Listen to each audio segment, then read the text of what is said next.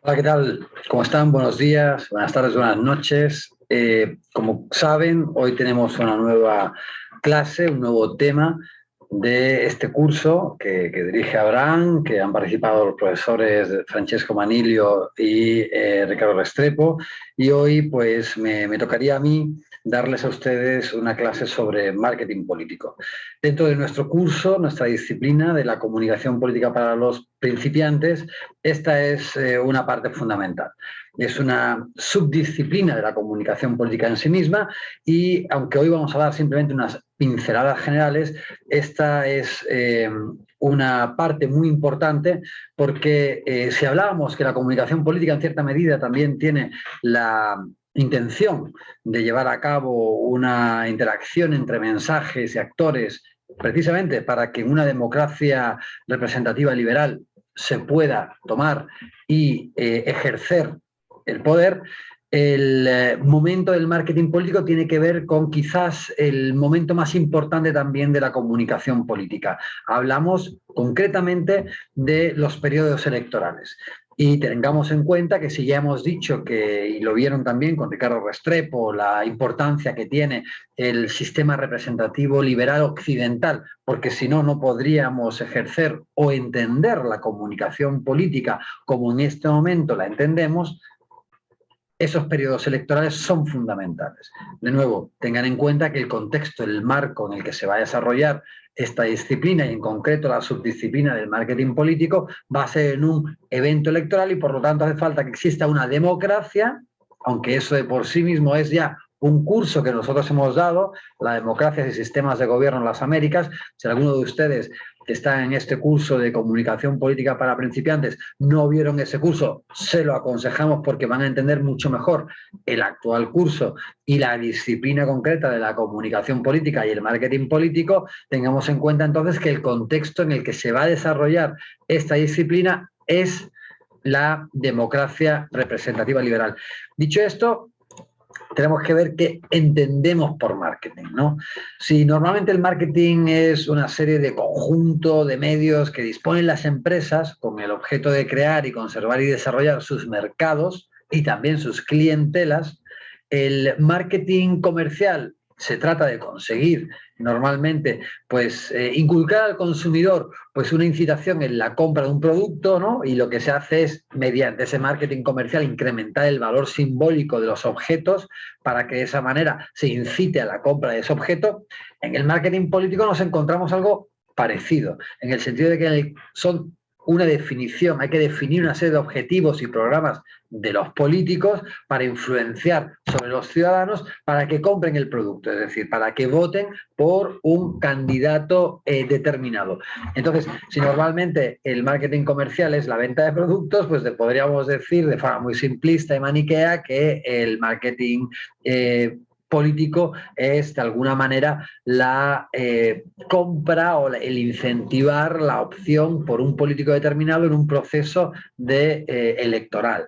Normalmente para el marketing comercial pues hay una serie de sondeos que aportan datos muy fiables sobre cómo se está desarrollando una campaña comercial, porque si se compra o no se compra algo muy tangible, un producto, pues sabremos si nuestra campaña de marketing comercial es correcta. Sin embargo, ese tipo de estudios tan acuiciosos no existen en el marketing político.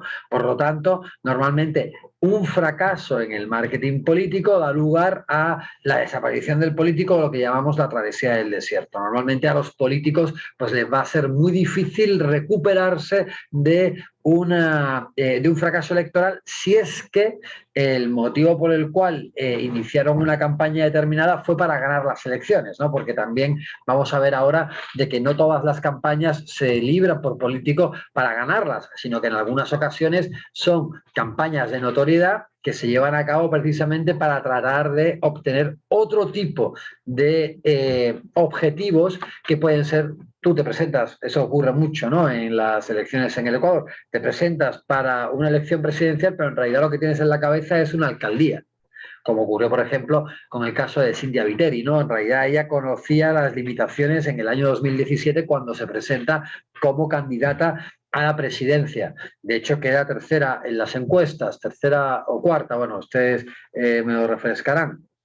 Pero entonces, ¿qué estaba haciendo? Estaba acumulando un capital político que le diera o le permitiera tener una notoriedad, acumular una notoriedad, ser conocido por un electorado que después iba a votar por ella en las elecciones seccionales del año 2019, en el que gana la alcaldía de Guayaquil, una de las plazas más importantes en el ámbito del Ecuador. Que además después también las alcaldías tienen un peligro, ¿no? O también te queman como político, por decirlo también de una forma simple, o te sirven de lanzadera como político, ¿no? Tengamos en cuenta que hay políticos que han terminado su carrera política en la alcaldía, pero hay otros que se han catapultado a la presidencia desde las alcaldías, ¿no?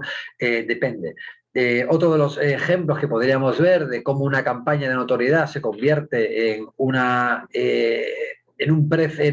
un trofeo menor desde el punto de vista del marketing político, es el caso de Rodas, ¿no? Que también se presenta como candidato presidencial con unos desastrosos resultados, pero que eso le da un cúmulo de notoriedad que le permite después también obtener la alcaldía de Quito. Cómo también te puede llegar a quemar una alcaldía por su ejercicio y por lo difícil que es hoy en día también el transcurrir por la política, es el caso del presidente, del alcalde Yunda, ¿no? De todas formas, también tenemos que tener en cuenta que para que podamos pensar en un marketing político de una forma competitiva, clara y transparente, debemos de tener un sistema democrático, competitivo, claro y transparente, ¿no? Entonces, muchas veces hay candidatos que van a tener la cancha cuesta arriba porque el sistema, la institucionalidad en sí misma, pues está fuera, o sea, está en contra de ese partido o de ese político en concreto, ¿no? Eso también lo podemos ver en el Ecuador. Es importante que se tenga en cuenta. Entonces también hay que tener en cuenta que hoy en día, cuando se hacen las campañas políticas, pues hay que tener, hay dos tipos de publicidad, o hay dos tipos de estrategias: aquellas que son de carácter unidireccional, la publicidad política, como son las cartelerías, como son los anuncios, y hay otras hoy en día que son, y a las que cada vez se recurre con mayor frecuencia, que es en las que se tiene un feedback y una relación, una interrelación con el ciudadano, que también nos indica si estamos o no avanzando en una posición correcta. Y ahí vemos, por ejemplo, la importancia de las redes sociales y el surgimiento con mucha fuerza de plataformas como, por ejemplo, ocurrió en las últimas elecciones del año 2021 con el candidato Herbas, un auténtico desconocido que al final acaba con muy buena cantidad de votos en cuarta posición, un 15%, gracias al uso del TikTok, ¿no? Entonces ahí vemos la política unidireccional, que es la publicidad política por antonomasia, la tradicional, versus otro tipo de estrategias que también después vamos a estudiar y que tienen que ver con el uso de la interacción con los públicos, ¿no? Cuando vayamos a pensar en una campaña en marketing político, hay que tener como 4 reglas de oro, ¿no? ¿Cuáles son las 4 reglas de oro que tiene que tener en cuenta todo político a la hora de diseñar una campaña? Y que esto, si ustedes pues, van a tener relación con campañas electorales, tienen que tener en cuenta. Una es la coherencia, es decir, normalmente siempre tienes que, de acuerdo a un ideario concreto de tu candidato, tienes que comportarte de acuerdo al mismo, ¿no? Esto se debe de respetar la coherencia siempre en relación también a las campañas electorales anteriores, en el que se debe tener la misma línea que se tuvo tanto una persona en concreto como un partido, sobre todo si te estás presentando en unas elecciones por primera vez, ¿no? Es decir, tú tienes que tener en cuenta cuál es el background al cual perteneces. Eso lo tendrían que tener en cuenta, por ejemplo, la lista de la Revolución Ciudadana, es decir, la lista de la Revolución Ciudadana, las personas que se vayan a presentar por la Revolución Ciudadana de repente no pueden tener una agenda neoliberal, ¿no? Porque eso le daría lugar a una falta total de coherencia. Pero incluso también ocurre en otras zonas políticas, como por ejemplo puede ser la propia idea, ¿no? Herbas, un astronauta que ni siquiera sabía que era la idea antes de llegar a la idea, pero de repente tiene que tomar en relación pues ciertas líneas gruesas de ese partido, que se define como extremo izquierda, socialdemócrata, para poder llevar a cabo. De hecho, él, por ejemplo, en las elecciones siempre habló de no privatizar, por ejemplo, los grandes bancos como el Banco del Pacífico, es decir, hablaba de una especie de capitalismo, entre comillas, medio humanizado, ¿no? Sabemos que después es un partido de centro-izquierda, centro, casi que centro-derecha. Pero, en fin, tienes que tener siempre una coherencia.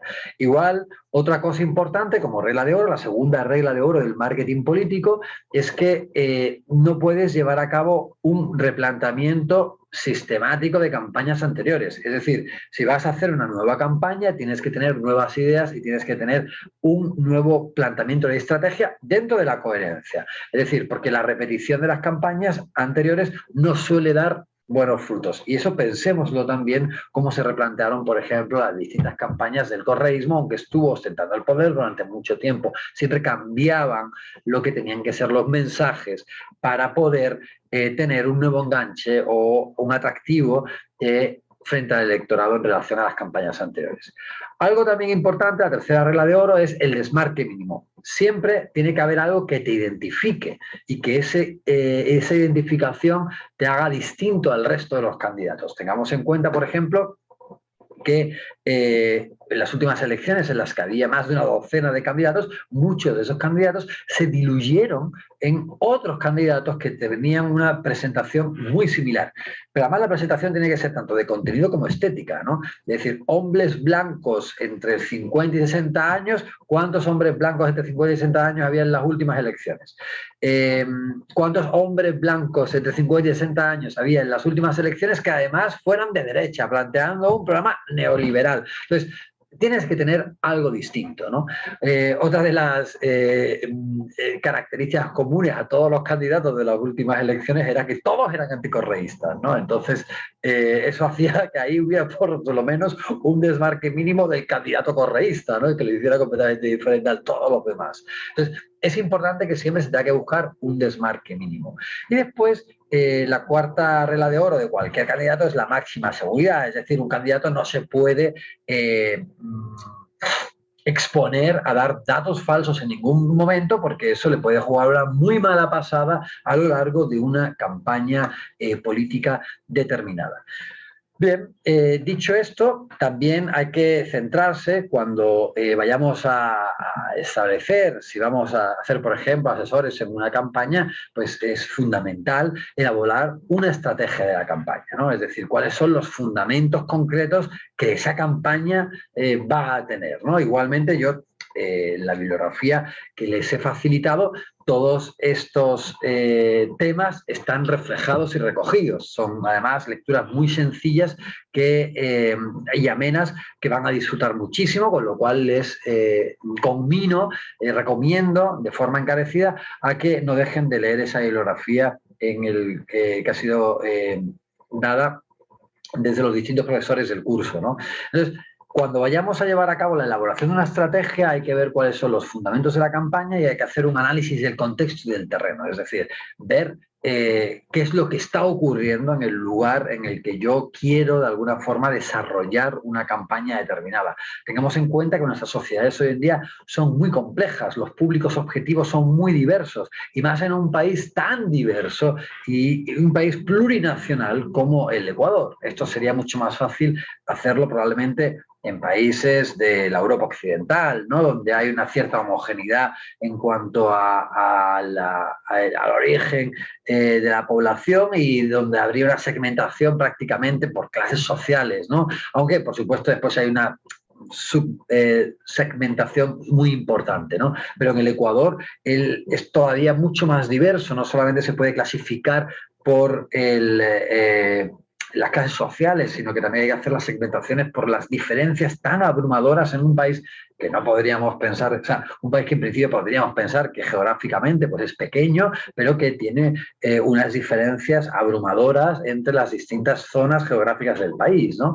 Y también dentro de esas zonas geográficas a lo interno también hay grandes diferencias, ¿no? Entonces, todo esto hay que tenerlo muy en cuenta, ver cuáles son el terreno en el que nos vamos a mover y cuáles son también de alguna forma hay que escuchar cuáles son las demandas que tiene la población que vive en esos lugares, ¿no? Porque de alguna manera también voy a tener que construir, pese a la coherencia que tenga mi mensaje, el mensaje lo voy a tener que construir en base a cuál es el sentir de esa población, o así debería hacerlo, ¿no? No es lo que yo quiera, sino que también debo de saber qué es lo que quiere el pueblo, ¿no? Obviamente hay que hacerlo desde una perspectiva lo más honesta posible, ¿no? Es decir, esa es una profesión, ¿no? La del consultor del marketing político, pues que normalmente puede llegar a ser percibida como muy cínica, ¿no? Porque lo que importa es ganar las elecciones. Una vez que el político llegue al poder, eso ya no me importa. Lo van a poder apreciar muy bien en ese excelente documental de Our Brand is Crisis, ¿no? La crisis es nuestro lema. Ese es un documental fundamental para entender la profundidad del marketing político y ver también un poco lo cínico que puede ser la profesión del marketero, en el sentido de que aquí lo que importa es ganar las elecciones. Después, si el político elegido pues, es un fiasco, eso ya es otro problema, ¿no? Entonces, bueno, tienen que ver también ese documental porque les va a abrir los ojos, porque es un caso real, es un documental in situ en el desarrollo de una campaña política en Bolivia, ¿no? Entonces, una vez que hemos hecho ese diagnóstico, ese análisis del contexto, es también muy importante tener en cuenta la determinación de cuáles son las líneas de campaña concretas que voy a desarrollar durante el marketing político. Entonces, pues ahí ve lo que les comentaba antes, hay campañas electorales por la victoria y hay campañas electorales que van enfocadas únicamente al acumular una cierta notoriedad.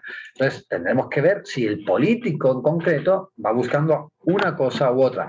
Después, claro, también hay la posibilidad de que vas en una campaña de notoriedad y de repente te encuentras con la posibilidad de ganar las elecciones. Yo creo que eso fue, de hecho, lo que ocurrió en cierta medida al candidato Hervas, ¿no? Mientras que el resto de los candidatos sí habrían tenido una estrategia de victoria. Lo podemos ver con el propio Yacu Pérez, ¿no? Que deja la prefectura de Azuay, ¿no? Y ahí podríamos ver cómo la elección seccional del 2019 le sirve a ese candidato como un trampolín para intentar aspirar a la presidencia y al final, pues bueno, como se diría en Venezuela, se quedaron sin chivo y sin mecate. Es decir, no logra la arriesgada apuesta por tratar de presentarse a la presidencia. Estos son temas que dan para mucho debate, que espero que podamos debatirlos y que podamos pensar sobre las distintas estrategias en el marketing político, en la clase asincrónica que vamos a tener, pero esa fue una arriesgada apuesta y al final, pues,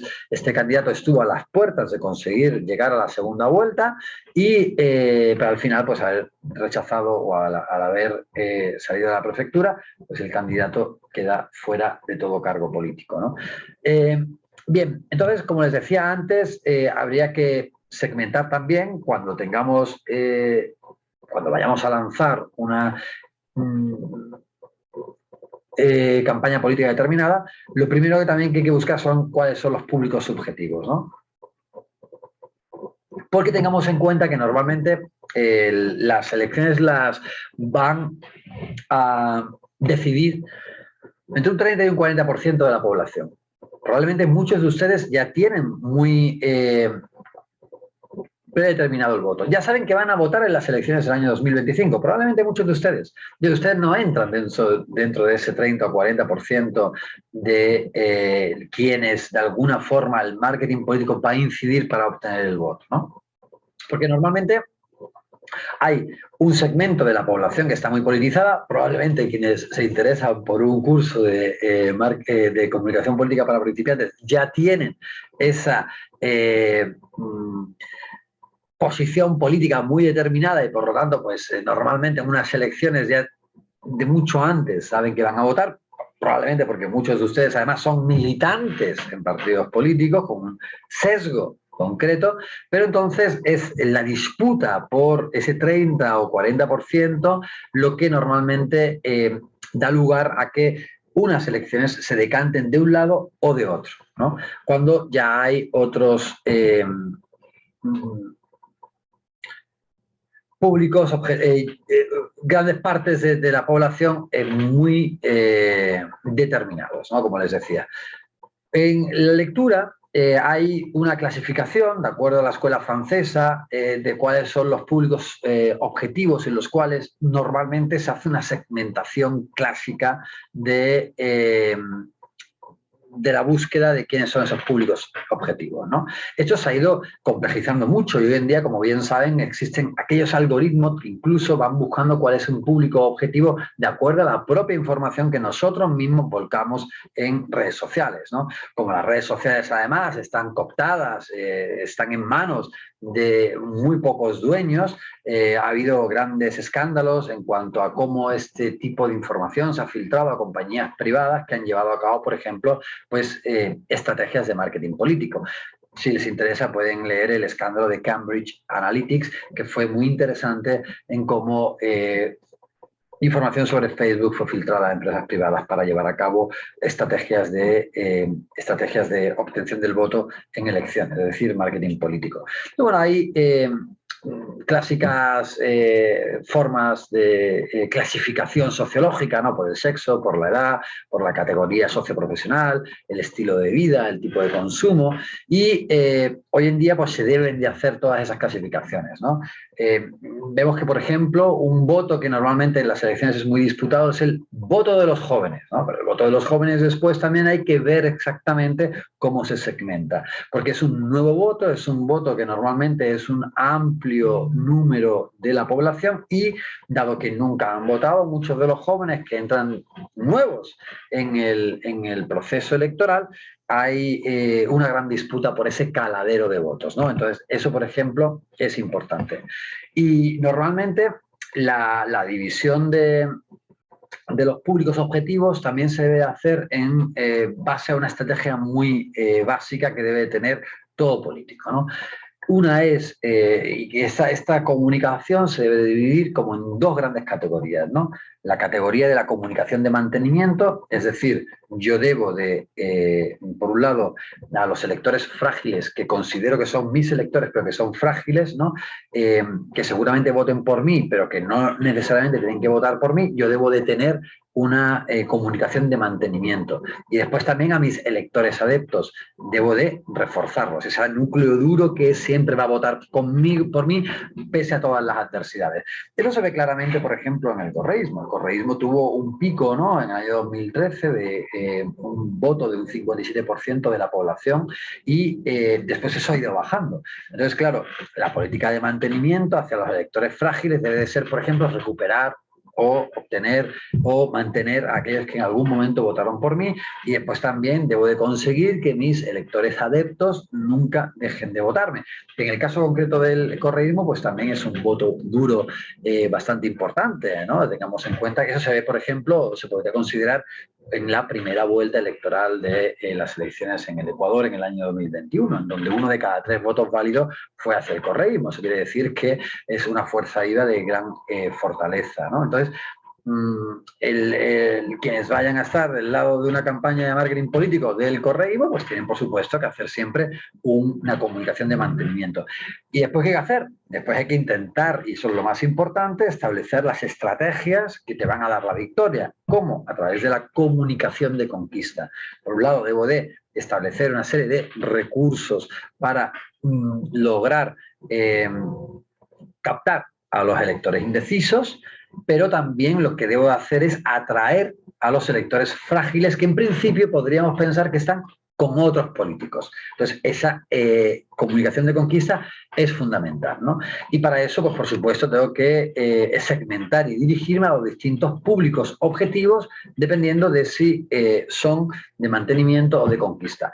Hay que tener también en cuenta que cuando yo vaya a llevar a cabo una comunicación de conquista, pues tengo que abrir el abanico, cierto, pero no puedo abrirlo tanto como para lograr o bien aburrir o bien espantar a mis propios electores. Es decir, si yo dejo de tener coherencia, que recuerdan que era una de las reglas de oro del marketing político, de repente lo que puedo hacer es tener un efecto contraproducente en el intento de conquista que haga que, en vez de obtener votos, pierda votos o pierda lo más importante que tiene todo político, que es su núcleo duro, ¿no? Sus adeptos. En este caso, por ejemplo, si hablamos del correísmo como referencia para el ejemplo, pues obviamente yo no puedo espantar a mi 30% de núcleo duro, porque entonces me quedo sin mi base, ¿no? Y eso, pues obviamente, pues puedes tenerlo en cuenta en relación a lo que ha sido también la historia reciente del correísmo, la traición de Lenín Moreno, etcétera, etcétera, ¿no? Todas estas cosas deben de ser muy importantes a la hora de establecer una campaña en el marketing político.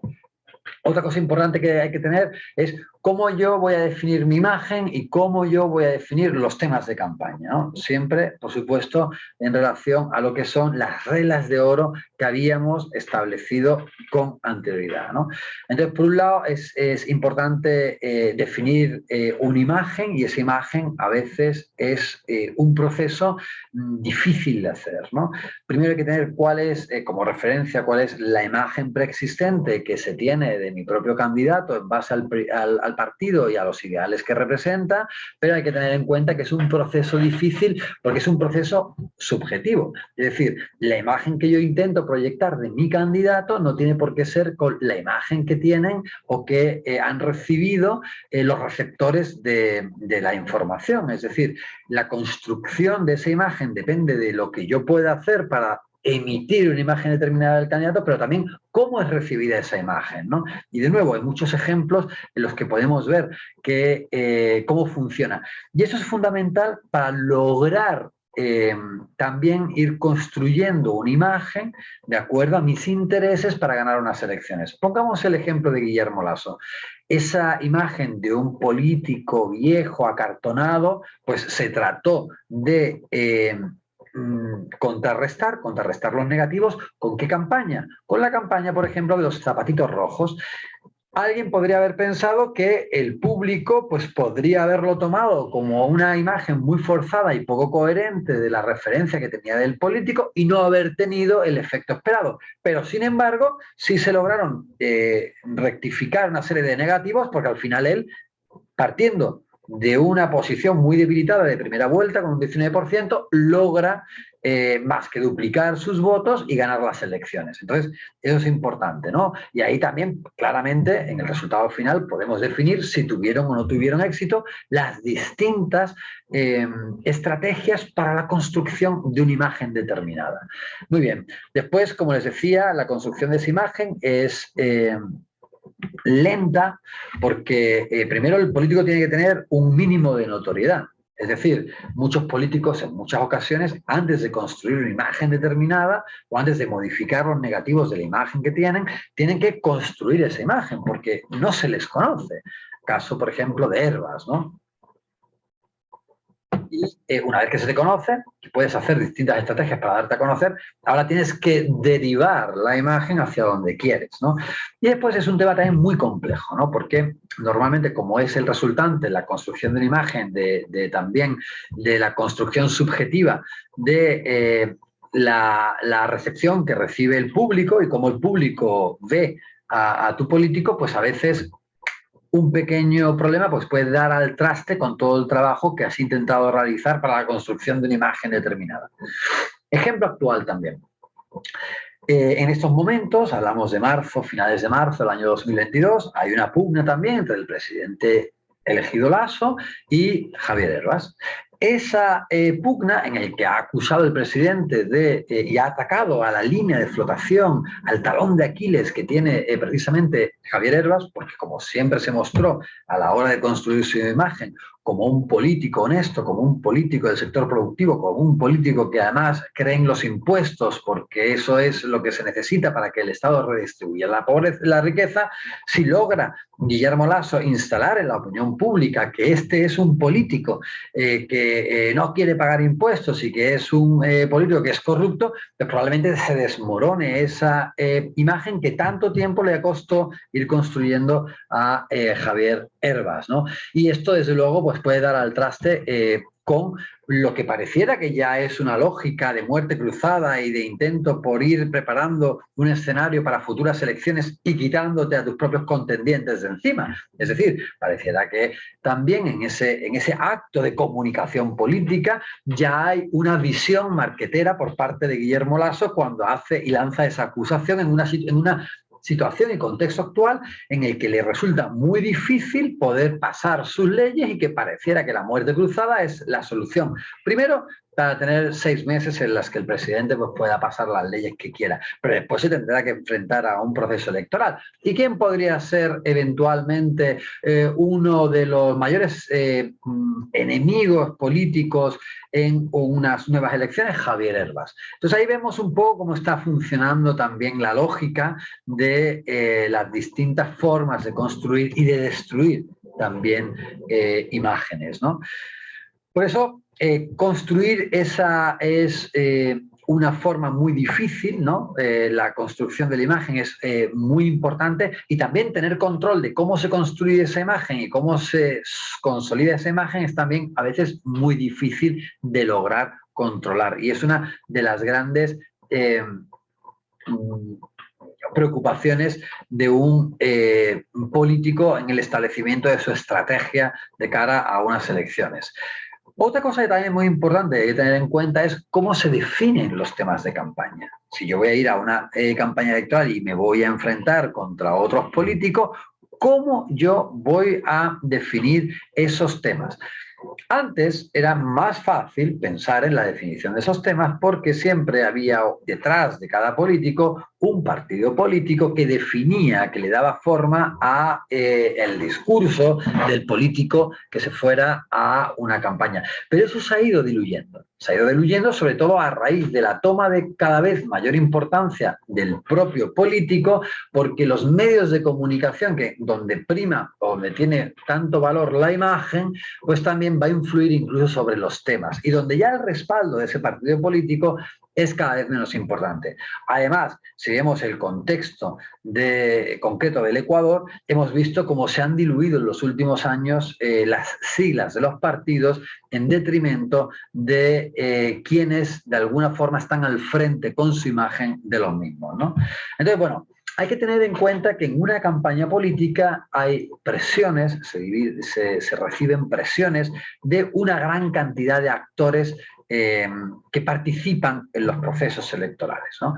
Por un lado están los medios de comunicación, entonces el político se debe de posicionar siempre frente a un medio de comunicación, tratando de que su agenda sea la que se convierta finalmente también en agenda del medio de comunicación.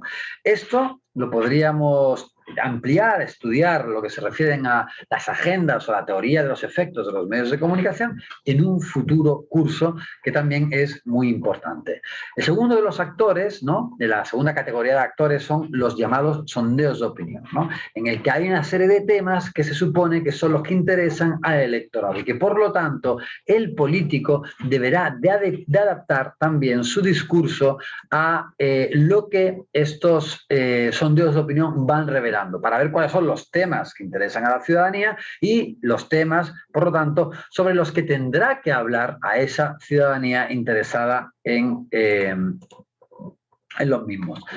Y después también están los asesores políticos, es decir, que en base, los asesores políticos en marketing político, normalmente en base a lo que están estableciendo como agenda los medios de comunicación y en base a lo que se está leyendo en los sondeos de opinión, ya vieron, por ejemplo, en el documental Our Brand is Crisis, la importancia que tienen, por ejemplo, para poder definir precisamente el lema de campaña, lo que se está identificando por parte de los asesores políticos en los focal groups, en los grupos focales, para que puedan ser interpretados por los asesores políticos. De todas formas, lo que también ocurre con los asesores políticos es que normalmente los políticos toman en consideración sus opiniones, muchas veces para no tomar en consideración sus opiniones. Bueno, y por último, el último de los actores que también se debe tener muy presente en una campaña electoral, cuando vayamos a construirla, es los otros políticos, es decir, cuál es el comportamiento que están teniendo los otros políticos, de qué están hablando los otros políticos, cómo están siendo percibidos los otros políticos, para que yo de alguna forma pues también vaya a hacer la construcción de mi campaña.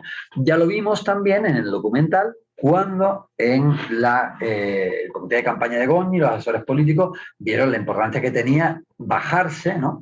Limitar el crecimiento que estaba teniendo uno de sus opositores, en el caso de Manfred Villa, ¿no? Muy bien. Entonces, otra cosa después también muy importante cuando estemos construyendo los temas de campaña es que estos temas deben de ser simples, ¿no? Normalmente se habla de make it stupid, ¿no? Make it simple, stupid. Bueno, eso es uno de los lemas del marketing político, ¿no? Pero hay que también tener en cuenta siempre la posibilidad de respetar una ventaja diferencial en lo que se llama el USP, ¿no? El Proposition de Venta Única, USP en inglés. Unique Selling Proposition. Entonces, esto es muy importante porque es lo que también va a diferenciar mi campaña frente al resto. Yo todavía creo que nosotros recordamos, ¿no? Para que veáis lo importante que es esto de las distintas proposiciones de campaña, ¿no? En el año 2017, ¿no? Aquellas campañas que pierde Lasso frente a Lenín Moreno, ¿cuál era el tema de campaña de Guillermo Lasso? 1 millón de empleo en 4 años. No importa si es cierto o si es falso, pero 1 millón de empleo en 4 años. 1 millón de empleo en 4 años. Continuamente repetía esto. Y yo, en mi caso, todavía lo recuerdo. No sé si ocurre también en el caso de ustedes. Bien. Y al mismo tiempo, pues hay que tener siempre un tono, ¿no? Hay que ver cuál es el tono que yo voy a elegir para el desarrollo de mi campaña. Y siempre armonizar en torno a ese tono mi campaña, ¿no? Si va a ser una campaña, pues, de la confrontación con otros políticos, si buscando el cambio y la libertad, o si va a ser un tono de campaña de conciliación y de manos abiertas, y de inclusión, en fin. Hay que ver cuál es el tono. Y después también es muy importante ver cuáles son los pseudo-objetivos, ¿no? Y pseudo-eventos que ocurren, ¿no? Si yo voy a ser polémico, si voy a ser neutral. Ahí, por ejemplo, podemos ver, ¿no? En el tono en el que se responde, por ejemplo, a Andrés Arauz en el debate presidencial de las últimas elecciones en el año 2021 por parte de Guillermo Lasso. No mientas más, Andrés. Y convierte ese no mientas más, Andrés, o Andrés no mientas otra vez, perdón, Andrés no mientas otra vez, lo convierte también en un lema de campaña a partir de una especie de tono polémico que surge en ese momento. Entonces, todo eso se debe de tener en cuenta. Igual también tienen que tener muy presente, cuando se vaya a establecer las distintas etapas de un plan de campaña, el hacer esa campaña en lo que se refiere, primero una campaña tipo test, es decir, una campaña en la que se vaya a probar que todo está afinado, ¿no? Entonces, claro, esto normalmente requiere también de muchos recursos, entonces normalmente no se puede seguir el libreto a cabalidad, pero en principio tendríamos que hacer en una zona pequeña un primer encuentro, una primera prueba para ver qué tal nuestras estrategias están siendo recibidas por la población, ¿no? Es decir, si hay una nota de reconocimiento para saber cuántas personas han recordado los lemas y los mensajes que se trataron y el propio candidato, si se atribuye, ¿no?, la nota de atribución para averiguar si los destinatarios pues, han logrado establecer una relación entre el elemento de la comunicación y el político, a ver si hay una nota de confusión, ¿no?, es decir, lo contrario de la nota de atribución, si en realidad hay una confusión en relación a los elementos de relación entre la comunicación y el político, y también ver si al final, frente a esos mensajes y esa comunicación política desarrollada, hay una recepción positiva o hay una recepción negativa, ¿no? En fin, eso es importante, y después ver un poco cómo va a ser la cronología de nuestra campaña. Es decir, si nosotros vamos a elegir, pues hay distintos tipos de campaña, cada uno tiene su propia dinámica y su propia lógica, ¿no? Pero hay campañas de aceleración progresiva, hay las campañas Blitz, ¿no? Bajo lo que es la estrategia, lo que fue la estrategia desarrollada por Hitler al principio de la Segunda Guerra Mundial, el Blitz, o las campañas relámpagos, intensivas, en un tiempo reducido. Hay campañas por etapas que posicionan al candidato a través de pseudoacontecimientos. Y hay campañas que suele ocurrir eso también mucho en nuestro entorno, de stop and go, ¿no? Es decir, de freno y arranque, que tiene mucho que ver también con la limitación que se tiene en cuanto a la recepción de recursos. Pero claro, una campaña también va a depender mucho de los recursos que finalmente se tengan, ¿no? Por último, podríamos ir hablando, ¿no? En realidad, cada uno de estos temas tiene muchísimo más ángulos y muchísimo más temas que abordar y que ahondar, ¿no? Pero a mí me gustaría también, quizás, para abrir un debate, para un debate interactivo, pues no cansarles tampoco mucho con este podcast, que como ven es un podcast más bien unidireccional, pero sí que me gustaría, por ejemplo, ir ya contándoles la importancia del plan de medios, ¿no? Es decir, los medios de comunicación son fundamentales para los políticos, porque ya hemos visto que es una especie de mediador, una especie de filtro entre el propio político y el público. Tengamos en cuenta que desde la aparición de la televisión ya, ¿recuerdan aquella famosa frase de denme un balcón y para ser presidente del Ecuador, ¿no? Esta que ahora mismo tengo que intentar recordar rápidamente.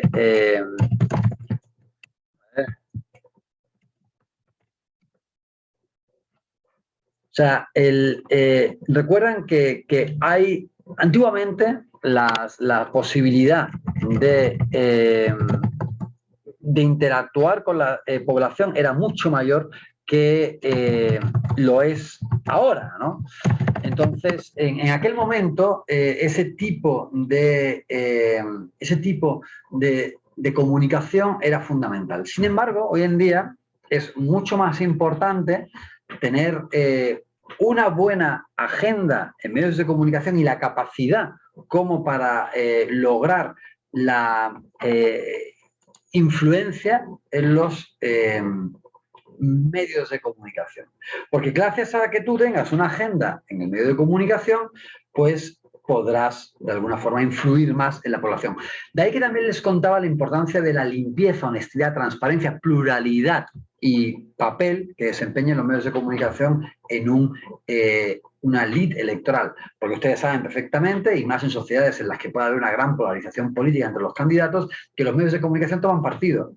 Además, normalmente los medios de comunicación, sobre todo los medios de comunicación privados con fines de lucro, van a tomar partido por aquellos políticos que vayan a respaldar sus intereses. Y visto desde una perspectiva netamente ideológica, aquellos candidatos que persigan posiciones de carácter liberal, que vayan a beneficiar a empresas que buscan el beneficio a toda costa frente a cualquier otro factor, serán las que vayan a gozar del respaldo de estos medios de comunicación con fines de lucro, que al fin y al cabo son empresas privadas, solo que a diferencia del resto de la empresa privada, venden un intangible llamado información. Entonces, esto es importante porque eso de alguna forma también desvirtúa el juego democrático, porque si tú tienes una serie de noticieros con enfoques en los cuales hay un candidato o varios candidatos que gozan de una mejor, de una mejor publicidad.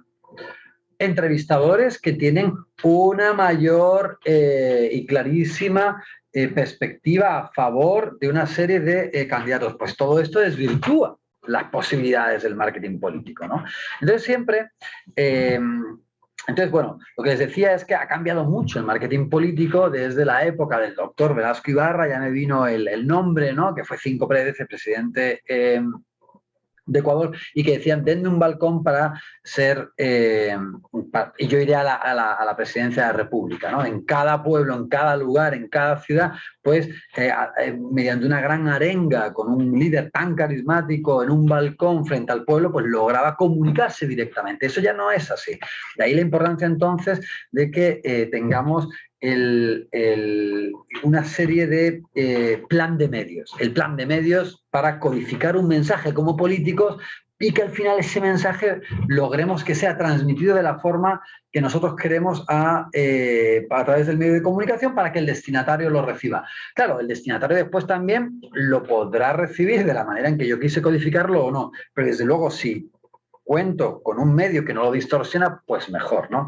Claro, si el medio de comunicación está totalmente continuamente hablando de que yo me voy a dedicar como político a venezolanizar Ecuador y que voy a desdolarizar Ecuador, pues obviamente pues eso dificulta mucho mi labor para poder interactuar también con la población.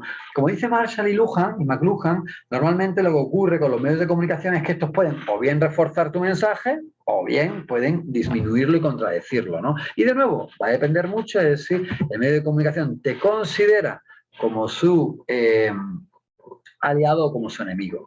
Bien, normalmente también hay que tener en cuenta que cuando hagamos ese plan de medios de comunicación hay que ver cuáles son los medios de comunicación donde elegimos exponernos, porque tengamos en cuenta todos estos eventos que acabamos de decir, ¿no? Probablemente hay medios de comunicación en donde la difusión es muy grande, pero los riesgos también como político para enfrentarme a quienes están al frente de esos medios de comunicación son también grandes, ¿no? Tenemos que ver también, es muy importante ver cómo va a ser el feedback y la redundancia. Yo tengo que establecer, si quiero diseñar unos mensajes, ver si estos mensajes están o no siendo recibidos por parte de la población de la forma en que yo quiero o que yo pretendía que fueran transmitidos, ¿no? Y por eso también tengo que establecer mecanismos de feedback y también para ello mecanismos de redundancia.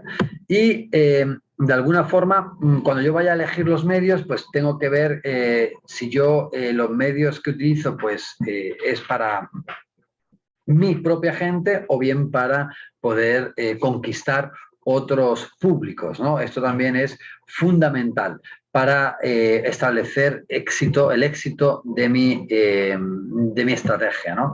Entonces, bueno, hay a veces se persigue entonces, por un lado, se puede perseguir el objetivo de sensibilizar a líderes de opinión y que esos líderes de opinión al mismo tiempo tengan un efecto multiplicador de mi mensaje. ¿Eso cómo lo hago?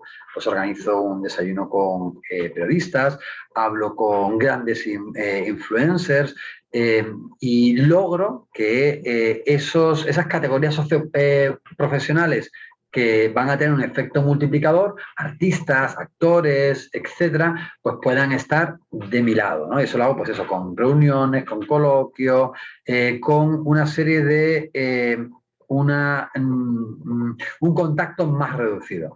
Después también voy a tener como objetivo movilizar a mi militancia y que mi militancia me apoye. ¿Pues eso cómo lo hago? Pues eso lo voy a hacer a través de mítines electorales, también reuniones y videoconferencias de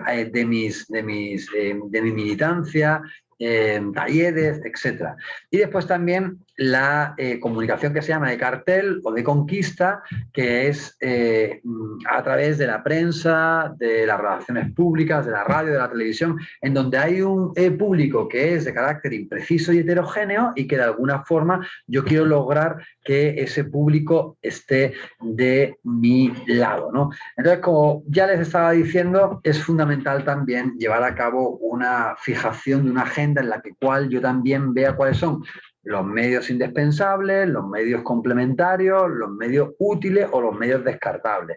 Y hay que ser muy agudo a la hora de hacerlo. Por eso en algunas ocasiones, por ejemplo, hay algunos líderes en una campaña electoral que deciden ir a un debates que a lo mejor no tienen la legitimidad que uno podría pensar o que no tienen la fuerza legal vinculante, y hay otros que no van, porque han hecho esa evaluación que es tan importante para que se decida finalmente si se quiere o no se quiere ir. Bueno, hay otro tema pendiente que deberíamos haber tocado, pero que yo creo que aquí podemos dejar hoy el podcast, porque ya es un podcast bastante largo, es un podcast que hemos tenido durante casi una hora, diría yo, y no quiero cansarles más de la cuenta. Pero después también hay otro tema muy importante, hemos hecho un breve repaso, estos temas son mucho más profundos, pero un breve repaso, tengamos en cuenta que es comunicación política para principiantes, y habría que haber analizado también los distintos candidatos, ¿no? Como también el marketing político es importante utilizarlo a la hora de la definición del candidato. ¿Cómo se define hoy en día en una campaña electoral al candidato? Sin embargo, lo vamos a dejar aquí, creo que es suficiente para colgar esta primera clase. Hay un gran material que podría ser colgado, tienen una bibliografía importante, tienen un documental fundamental y ahora con eso tendrán ya suficiente material para ir preparándose para las próximas clases. Bueno, muchísimas gracias. Lo dejamos aquí y nos vemos muy pronto en las clases sincrónicas. Hasta luego.